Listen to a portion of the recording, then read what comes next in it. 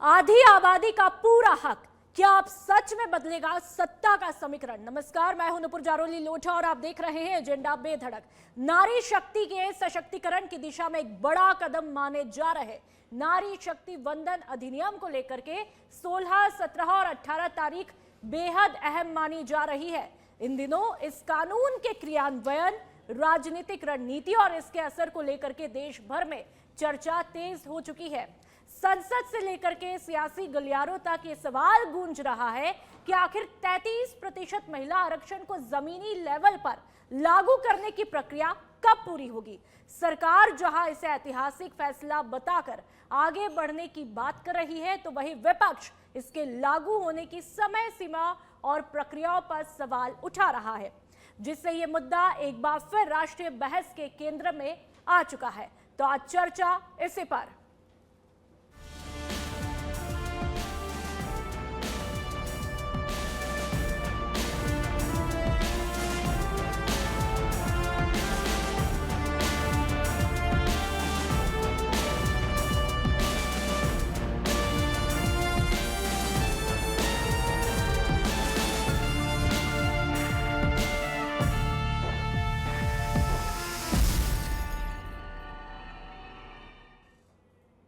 और चलिए अब चर्चा का आगाज करूं, उससे पहले तमाम मेहमानों से आप लोगों का तारुफ मैं करवा देती हूं। प्रीति शर्मा जी हमारे साथ में बीजेपी के प्रवक्ता के तौर पर मुखातिब हुई हैं। मीनाक्षी सेठी जैदी जी हमारे साथ में कांग्रेस के प्रवक्ता के तौर पर मुखातिब हुई, और देवेंद्र शास्त्री जी बतौर वरिष्ठ राजनीतिक विश्लेषक के तौर पर हमारे साथ में मुखातिब हुए हैं। आप तीनों मेहमानों का बहुत बहुत स्वागत है। सबसे पहले प्रीति जी, आप ही के साथ में चर्चा का आगाज करूंगी। बहुत ही अच्छी मंशा है, लंबे वक्त तक आपको हम सभी को इंतजार रहा इस लम्हे का, गौरवपूर्ण लम्हे का, लेकिन चर्चा यह है कि हुजूर आते आते बहुत देर नहीं हो गई। देखिए, देर आए दुरुस्त आए।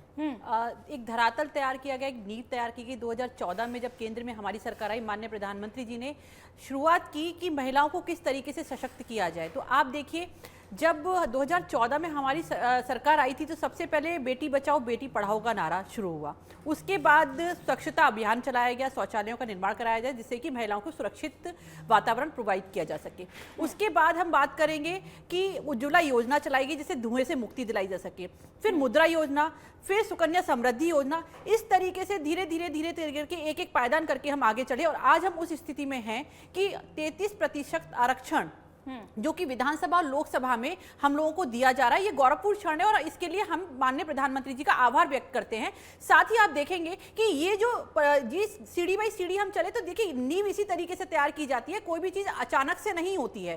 पूरा बेस तैयार करने के बाद आज हम उस स्थिति में है कि क्योंकि महिलाओं की एक भूमिका है, महिलाएं पुरातन काल से ही सशक्त रही हैं और लगातार उनका परिवार को चलाने में उनका एक बहुत बड़ा योगदान रहा है। आप देखेंगे कि पहले खेती भी महिला करती थी, वित्त व्यवस्था भी परिवार की एक महिला संभालती है, तो आज देश की वित्त व्यवस्था भी एक महिला संभाल रही है। देश के सर्वोच्च पद पर एक महिला राष्ट्रपति बैठी हुई है। तो ये एक अपने आप में बहुत बड़ी एक अचीवमेंट भी कह सकते हैं, एक अनुभूति भी कह सकते हैं कि आज हमारे लिए गौरवपूर्ण क्षण है कि आज हमें बराबर का अधिकार भी दिया जा रहा है।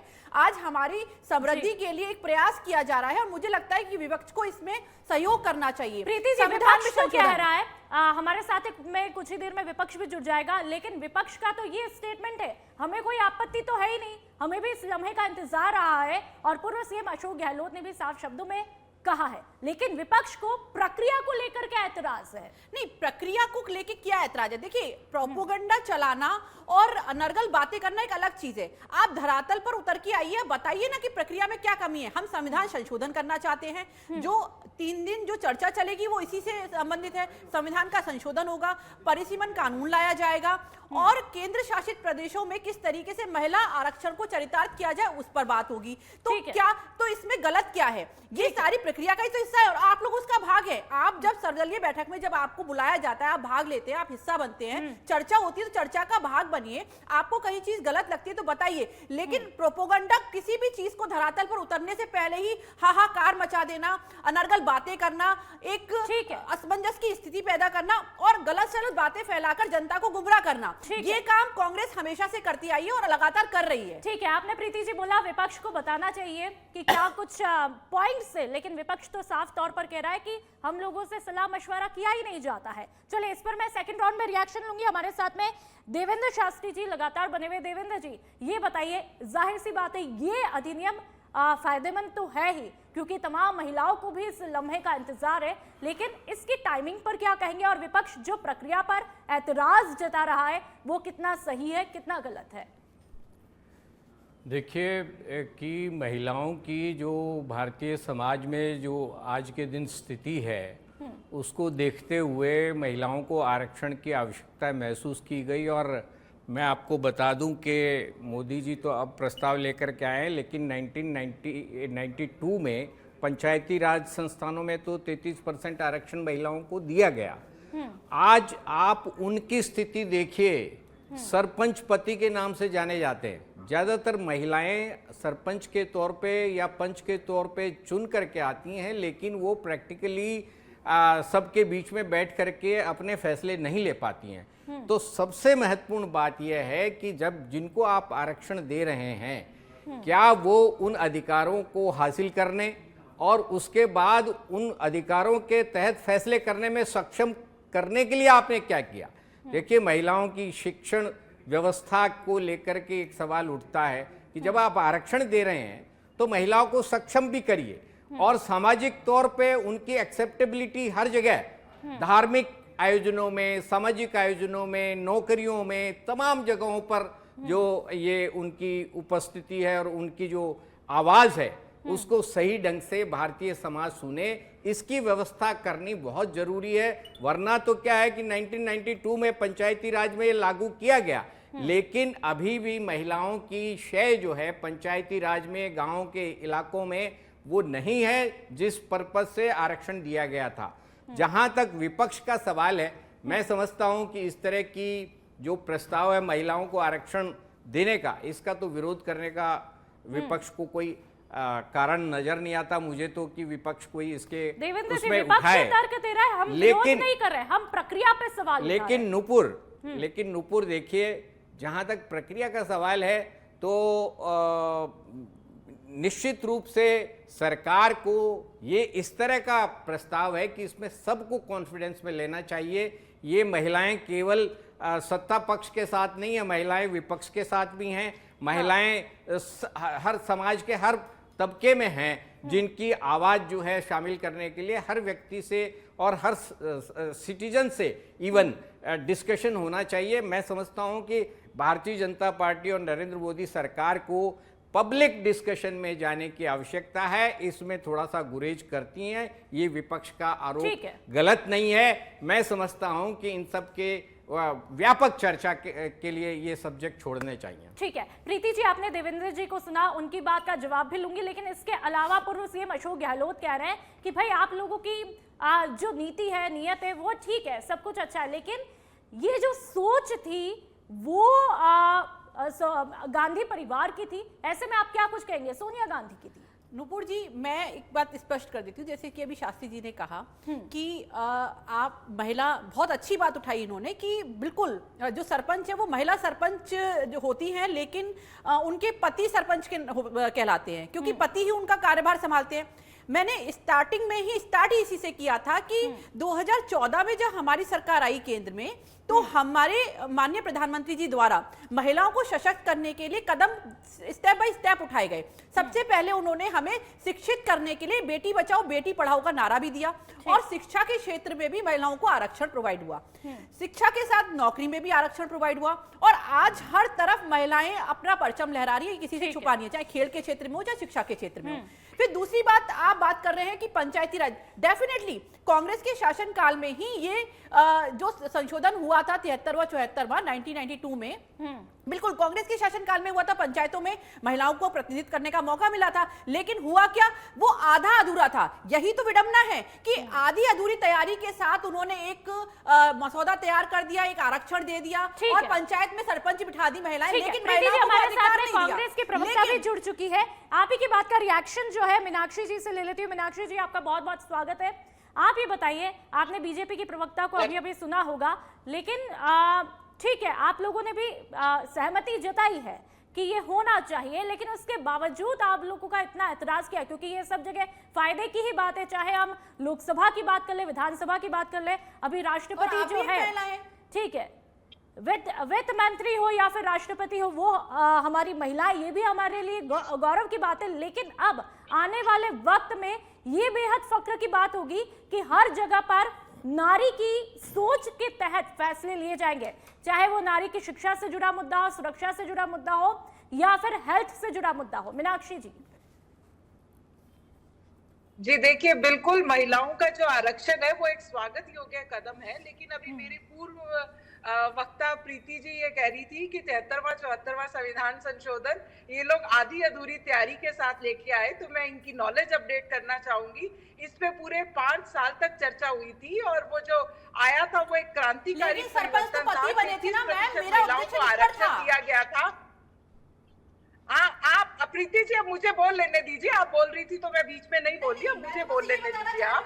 तो उसकी वजह से आज जो पंचायती राज और हमारी लोकल स्थानीय निकाय हैं उनके अंदर 15 लाख चुनी हुई महिला प्रतिनिधि है, जो कि 33% नहीं 40% होता है। और जहां तक अभी जो संविधान संशोधन के लेकर आए हैं उसकी बात है, तो वो क्लियर कट जिसे कहते हैं कि लोकतंत्र का और संविधान का मजाक उड़ाया जा रहा है। कैसे? हमारी 5 फरवरी 2014 को ये प्री लेजिस्लेटिव कंसल्टेशन की पॉलिसी आई थी, जिसमें ये कहा गया था कि कोई भी बिल लाने से पहले उसको कम से कम 30 दिन पब्लिक की डिस्कशन के लिए, पब्लिक के कंसल्टेशन के लिए रखा जाएगा। आप पब्लिक तो छोड़िए, सांसदों को भी कल रात को वो बिल मिल रहा है, जिस पर कि कल हम 16 तारीख को डिस्कशन करने वाले हैं। 14 तारीख की आधी रात में वो बिल आता है, तो एक दिन में उस पे कैसे डिस्कशन होगा? 18 घंटे मात्र उसको आप मैंने लोकसभा में डिस्कशन के लिए रखा है, उसको आप वाइड पब्लिसिटी करवाइए ना। अभी जैसे देवेंद्र शास्त्री जी भी कह रहे थे कि आप उस पे पब्लिक की ओपिनियन लीजिए। पब्लिक की ओपिनियन लेने से आप कतराते क्यों हैं? अगर आप इसको लागू करना चाहते थे तो 30 महीने पहले 2023 में क्यों लागू नहीं किया? 2011 सेंसस के आंकड़े तो तब भी थे, और अब अगर 2029 में करना है तो अगर ये 29 अप्रैल को हमारे चुनाव निपट जाते, उसके बाद अगर आप सर्वदलीय बैठक बुलाकर उस पर वाइड डिस्कशन करते तो भी 2029 में लागू हो सकता था। ऐसी कोई बात नहीं थी जिसकी वजह से कि इसको आनन फानन में लाया जाए, चुनाव के बीच में लाया जाए, आदर्श आचार संहिता की धज्जियां उड़ाई जाए। तो ये सिर्फ ठीक है, आप ही की बात का रिएक्शन जो है, आप ही की बात को बेहतर तरीके से समझ लेते हैं। देवेंद्र जी, आप ये बताइए, जो कांग्रेस की प्रवक्ता ने कहा, इस बात में कितनी सच्चाई है? क्या चुनावी माहौल की वजह से ये आनन फानन में लाया जा रहा है? सच्चाई क्या है? देखिए नुपुर, राजनीतिक पार्टियां सरकारें बनाती हैं और निश्चित रूप से चाहे कांग्रेस हो चाहे भारतीय जनता पार्टी हो, जब कोई मुद्दा पब्लिक इंटरेस्ट का होता है तो स्वाभाविक है कि उसका राजनीतिक लाभ लेने का प्रयास हर पार्टी करती है। इसमें भारतीय जनता पार्टी अगर उस तरह की स्थितियां पैदा करके अगर ये बिल लेकर के आ रही है तो इसमें आश्चर्य नहीं होना चाहिए और ये कोई बड़ा अपराध भी नहीं है। लेकिन सच ये है कि सरकारें अपनी पूरी तैयारी के हिसाब से नहीं आती और केवल राजनीतिक जुमलेबाजी के तहत आ जाती हैं, तब ये योजनाएं फेल होती हैं। आप ये देखिए कि आज के दिन 2011 की जो जनगणना हुई थी उसमें महिला साक्षरता जो है 65% है और जेंडर जो डिफरेंस है वो बहुत भारी है और उच्च शिक्षा के अंदर तो महिलाओं का ड्रॉप आउट बहुत हैवी है।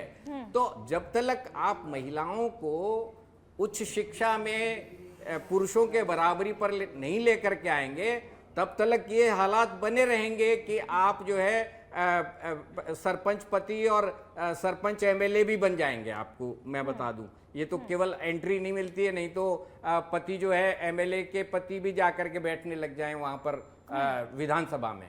तो मैं ये कह रहा हूं कि पूरी तैयारी इस तरह से होनी चाहिए कि जो आरक्षण दिया जा रहा है उस आरक्षण पर महिलाएं, सक्षम महिलाएं, पढ़ी लिखी महिलाएं जो वाकई गवर्न कर सकें और अपने अधिकारों का इस्तेमाल कर सकें, ये उपलब्ध हो जाएं। इसके लिए जरूरी है कि सामाजिक और शैक्षणिक स्तर उनका उठाया जाना चाहिए। ठीक है, प्रीति जी आपके पास में होंगे। आपने देवेंद्र जी को सुना, उनके अनुभव के चश्मे से हमने पूरी बात समझने की कोशिश की। क्या आप लोगों की वाकई में तैयारी अधूरी है, या फिर 2011 की जो जनगणना का आधार है उसके पीछे क्या कुछ लॉजिक है? 2011 ही देखिए, 2011 की जनगणना का आधार सिर्फ इतना है कि 2011 की जनगणना, अगर हम जनगणना का अगर वेट करते हैं तो हम 2029 में इसको लागू नहीं कर पाएंगे, क्योंकि जनगणना में समय लगता है। इसीलिए हम संशोधन करके, हम संविधान में संशोधन करके इसको लागू करना चाहते हैं, 2029 में इसे लागू हो जाए। जैसे कि शास्त्री जी बार बार साक्षरता की बात कर रहे हैं, शैक्षणिक स्थिति की बात कर रहे हैं, आंकड़ों की बात कर रहे हैं, तो 2011 की शैक्षणिक स्थिति जो महिलाओं की थी और आज की स्थिति अगर देखें तो आंकड़े बहुत डिफरेंट है। बहुत कुछ कहते हैं कि आज महिलाओं की शिक्षा का स्तर बड़ा है, कम नहीं हुआ।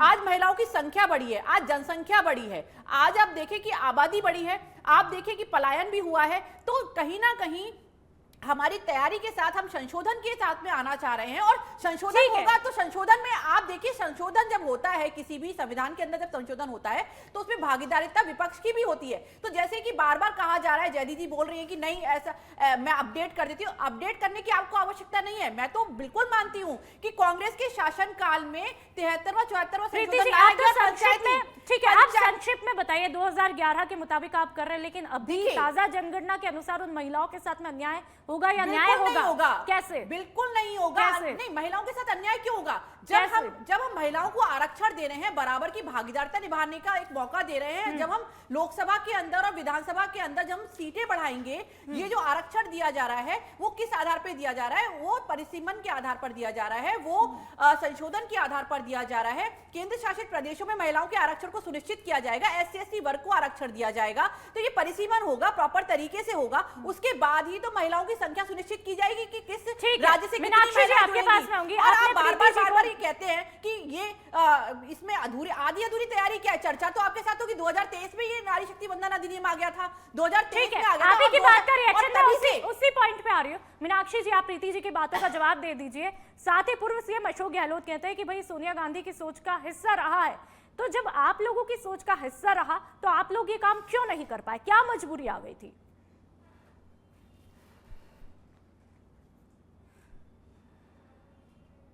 ठीक है, चलिए देवेंद्र जी, इसी बात को मैं आपसे समझना चाहूंगी। जो लगातार पूर्व सीएम अशोक गहलोत ने कहा कि भाई ये तो सोनिया गांधी की सोच का हिस्सा रहा है, तो ऐसे में क्या लगता है कांग्रेस अब तक ये काम क्यों नहीं कर पाई?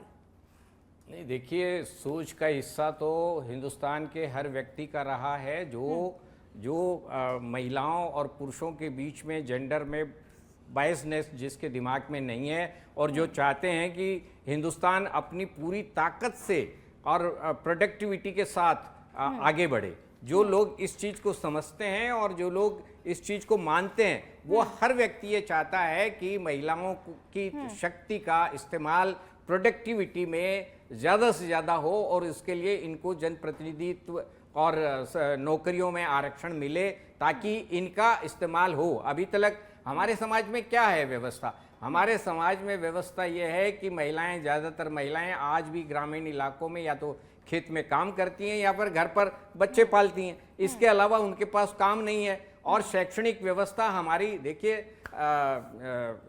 अभी बात हो रही थी कि शैक्षणिक व्यवस्था सुधरी है, लेकिन ये तो ठीक है कि सुधरी है, पहले के मुकाबले हमेशा सुधरती है, लेकिन जिस तरह की पॉपुलेशन विस्फोट हमारे यहाँ है, उसके रेशियो के हिसाब से जो महिलाओं का को जितना आगे आना चाहिए, उस गति से हम आगे नहीं बढ़ पा रहे हैं। ये सच्चाई है, और इसको हम स्वीकार नहीं करेंगे तो हम आगे नहीं बढ़ पाएंगे। तो सरकार को भी ये देखने की आवश्यकता है कि महिलाओं को जो आरक्षण दे रहे हैं, अभी मैं एक एग्जाम्पल के तौर पे आपको बताना चाहता हूं कि सेंट्रल गवर्नमेंट, अभी जो मौजूदा सरकार है, उसी का एग्जाम्पल ले लेते हैं हम लोग, कि हमारी एक शिक्षा मंत्री हुआ करती थी। अब वो, उनकी क्या एजुकेशन थी, उनकी एजुकेशन क्या है, और वो हमारी देश की शिक्षा मंत्री बन गई। वो कॉलेज भी नहीं पढ़ी हुई हैं। तो और अभी जो हमारी एक और सांसद हैं, जो फिल्म स्टार हैं, कितनी पढ़ी हुई हैं वो। तो मैं ये कह रहा हूं कि एजुकेटेड, शिक्षित महिलाएं जब आगे आएंगी और तार्किक तरीके से एडमिनिस्ट्रेशन में पार्टिसिपेट करेंगी, तब महिलाओं का जो पार्टिसिपेशन है वो ट्रू सेंस में होगा। ठीक है। आरक्षण देने मात्र से कुछ नहीं होने वाला, मैं आपको ठीक कह है रहा हूं। प्रीति जी, आप शायद कुछ कह रही हैं। इसके अलावा सवाल ये भी है कि आप क्या जनता को ये बता पाएंगे, आप सुनिश्चित कर पाएंगे आप लोग कि हाँ 2029 से पहले ये आरक्षण लागू हो जाएगा? शास्त्री जी की बात से मुझे एक हंसी आ रही है, और माफी चाहूंगी, आप बड़े हैं, लेकिन जिस तरीके की बात आप कर रहे हैं कि उनका शिक्षा का स्तर क्या था, तो अगर आप देखेंगे ना तो आपकी सरकार में, यानी कांग्रेस की सरकार में, मैं बात करूं मंत्रियों का और सांसदों के, अगर शिक्षा का स्तर देखा जाए तो बहुत नीचे था। और देखिए, डिग्री लेने से कुछ नहीं होता है, अनुभव जो होता है वो कार्य करने से भी आता है। और केवल एक डिग्री आप देखिए, कोई भी डिग्री की बात करें, आज आप महिला की शिक्षा के स्तर की बात करें तो इस हिसाब से तो पुरुषों का भी शिक्षा का स्तर होना चाहिए, जिनको विधानसभा और लोकसभा में चुनकर हम बिठाते हैं। और आज देश की आधी आबादी को अगर एक अधिकार मिल रहा है तो उसमें विपक्ष को गुरेज क्यों होना चाहिए? देश की आधी आबादी पर हम आज बैठे हुए हैं, और देश की आधी आबादी महिला है। महिला हर तरीके से सक्षम है। जब एक महिला परिवार चला सकती है तो एक महिला देश भी चला सकती है। देश के सर्वोच्च पद पर एक महिला बैठी हुई है और देश बहुत अच्छे से चल रहा है। देश के सर्वोच्च पद के साथ साथ वित्त व्यवस्था जो है देश की, वो एक महिला संभाल रही है। हमारे साथ में मीनाक्षी जी एजुकेशन के बारे में तो उन्होंने कोई चर्चा नहीं की। ठीक है मीनाक्षी जी, आप बताइए, मैं आपसे पहले सवाल करने वाली थी, नेटवर्क इशू हो गया। ये बताइए कि पूर्व सीएम अशोक गहलोत कहते हैं कि ये बिल हमारी सोच का हिस्सा रहा है, मतलब कि सोनिया गांधी की सोच का हिस्सा रहा। यदि ऐसा ही था तो इतने लंबे वक्त तक आप लोग ये काम क्यों नहीं कर पा रहे? और अब जब बीजेपी कह रही है कि हम कर रहे हैं, तो ऐसे में आप लोग विरोध कर रहे हैं, क्यों? देखिए, मैं पुनः ये कहूंगी कि बिल का विरोध नहीं है। बिल के बारे में कांग्रेस ने भी प्रयास किए हैं पहले, वो किन्हीं कारणों से संख्या बल के चलते पास नहीं हो पाया। अब भी जानती है कि राजनीति में संख्या बल कई बार अगर आपके फेवर में नहीं है तो आप चाहते हुए भी कोई काम नहीं कर सकते। तो हमारा बिल का कतई विरोध नहीं है, लेकिन बिल की प्रक्रिया को लेकर ही हमारा विरोध है। और जो आप कह रही हैं कि गहलोत साहब कह रहे हैं कि सोनिया गांधी जी की सोच है, तो बिल्कुल ये उनकी सोच रही है। और 73वें 74वें संविधान संशोधन से जो महिलाओं को आरक्षण दिया वो भी हमने ही दिया। और जहां तक अभी ये देवेंद्र शास्त्री जी का कहना है कि महिलाओं का शैक्षणिक स्तर पहले उठना चाहिए, तो ये तो मुझे बिल्कुल बात कहीं से भी लॉजिकल नहीं लगती है कि महिलाओं के लिए तो शैक्षणिक स्तर की बात आ रही है और पुरुषों के लिए आज तक शैक्षणिक स्तर हो ही नहीं पाया है। तो एक बार अब महिलाओं को राजनीति में आने का मौका तो दीजिए। जब मौका मिलेगा तो, जब मैं जैसे बता रही थी कि पंचायती राज और लोकल निकाय के अंदर भी 33 की बजाय आज 40% महिलाएं हैं। वो चाहती है कि ये बिल पास होना चाहिए और महिलाओं का स्तर क्योंकि बढ़ा हुआ है। और मैं बहुत खुश हूं जदी जी, आपके इस ओपिनियन का स्वागत है। वाकई में आज जदी जी ने कहा कि महिलाओं को आरक्षण मिलना चाहिए और ये सपोर्ट करती है। और जहां तक देखिए, लाइव झूठ नहीं बोलना चाहिए। इस बिल को कभी भी धरातल पर नहीं लाया गया। ये 2023 में नारी शक्ति वंदन अधिनियम माननीय प्रधानमंत्री जी की पहल पर ही आया है। हमारे साथ में बने हुए, एक मिनट प्रीति जी, सबको मौका मिलना चाहिए। देवेंद्र जी आप बताइए। अब चलिए, अब जनता के काम की बात कर लेते हैं। सियासत से इतर यदि हम बात करें, इस बिल के आने पर, इस आरक्षण के लागू होने पर तस्वीर किस तरह से बदल सकती है, ये बता दीजिए। देखिए, आरक्षण आने पर तस्वीर महिलाओं के उत्थान की तरफ ही जाएगी, इसमें कोई शक नहीं है। पर मैं ये कह रहा हूँ कि जो शुरुआत में जो इशू उठा था कि भाई ये क्या वाकई धरातल पर ये इम्प्लीमेंट होगा सही सेंस में, तो मैं ये कह रहा हूँ कि किसी भी राजनीतिक दल की मंशा ये स्पष्ट होनी चाहिए कि हम नारी उत्थान के लिए काम कर रहे हैं। केवल आरक्षण या वोट बैंक, चूंकि आधा वोट बैंक है, वो हासिल करने के लिए नहीं कर रहे हैं। तो उसके लिए जरूरी है कि आप महिलाओं को उतना इक्विप्ड करें, आप उनको वो संसाधन उपलब्ध कराएं जिनके बूते पर वो अपने अधिकार को एंजॉय कर सकें। अगर आप उनको सामाजिक तौर पे, शैक्षणिक तौर पे, आर्थिक तौर पे कमजोर रखेंगे और आरक्षण आप 100% दे दीजिए, तब भी वो कुछ नहीं कर पाएंगी। हम देख रहे हैं पिछले आरक्षण जिनको मिला है उन समाजों में, उन तबकों में। ठीक है देवेंद्र जी, हमारे साथ में सभी बने हुए, अब समय कम है संक्षिप्त में बताइए, 2029 से पहले लागू हो जाएगा आरक्षण? डेफिनेटली मैम, अगर 2029 से पहले लागू करने के बाद 2029 में हमें लागू करने की मंशा है, तभी तो हम संशोधन करना चाहते हैं। नहीं तो हम भी वेट करते रहते कि जनगणना होगी तब देखेंगे। 55 वर्षों से जो चलता आ रहा है चलने दीजिए, ऐसा नहीं है। और जहां तक बार बार शास्त्री जी कह रहे हैं कि शैक्षणिक स्तर, मैंने शुरू से लेकर लास्ट तक यही गिनाया कि माननीय प्रधानमंत्री जी के द्वारा सबसे पहले महिलाओं को हर स्तर पर मजबूत करने की एक सीढ़ी तैयार की गई। उसके बाद इस बिल को 2023 में लाया गया और भगवान की कृपा और माननीय प्रधानमंत्री जी का आभार व्यक्त करते हैं कि आज धरातल पर यह बिल उतरने वाला है। और मैं आपके चैनल के माध्यम से विपक्ष को यही सलाह देना चाहूंगी कि कृपया करके सहयोग कीजिए। एक हमारे लिए अच्छी चीज हो रही है, सभी राजनीतिक दलों का तो मुझे पता नहीं, लेकिन भारतीय जनता पार्टी में तो महिलाओं को बहुत अच्छा प्रतिनिधित्व है। उनको आर्थिक तौर पर भी संबल दिया जाता है, उनको सपोर्ट भी किया जाता है। और हमें आगे बढ़ाने के लिए हमारी मानसिक स्थिति, हमारी